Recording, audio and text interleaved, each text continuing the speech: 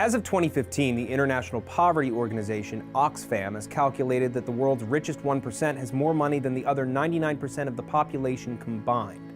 What's even more shocking is that just 62 individuals have amassed the same amount of wealth as is possessed by half of all the people on Earth.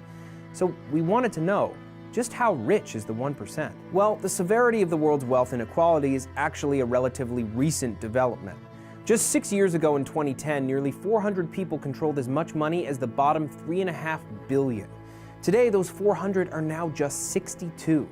Since the 2008 global financial crisis, the poor have gotten considerably poorer and the rich have exploded in wealth.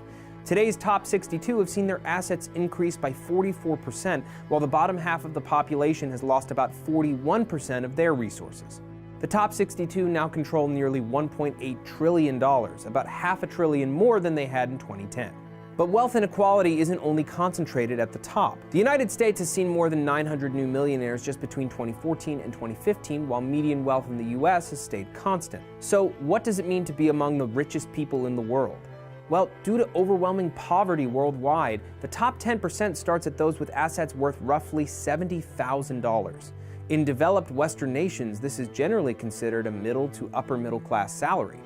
Most homeowners would easily fall into this category.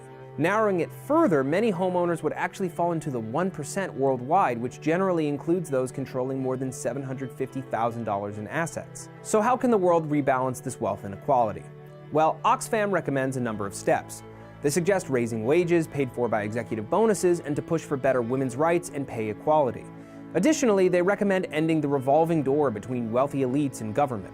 But perhaps most importantly, they suggest closing the world's tax havens, which hold an estimated $7.6 trillion and do not contribute back to the countries where that money came from. Despite the global economic crisis being in part caused by the risky financial decisions by the banking and housing industries, many in those industries have seen their fortunes skyrocket.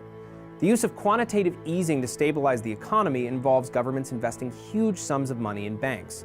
Much of that money has been sent into executive bonuses and stock markets, which have risen dramatically since the recession, further contributing to the top 62.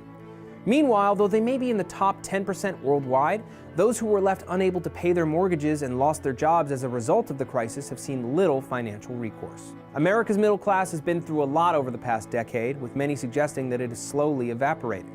So just how powerful is the middle class? Check out our video to find out. According to the U.S. Census Bureau's most recent data, the nation's median annual income is about $50,000. Because there are so many that fall into the middle class category, they wield significant political and economic power. Politicians often make promises to the middle class during election campaigns. In the president's 2015 State of the Union address, he made sweeping commitments to the middle class, pledging tax cuts and more social programs. He vowed to close tax code loopholes for corporations and the super rich. Thanks for watching Test Tube News. Don't forget to like and subscribe for new videos every day.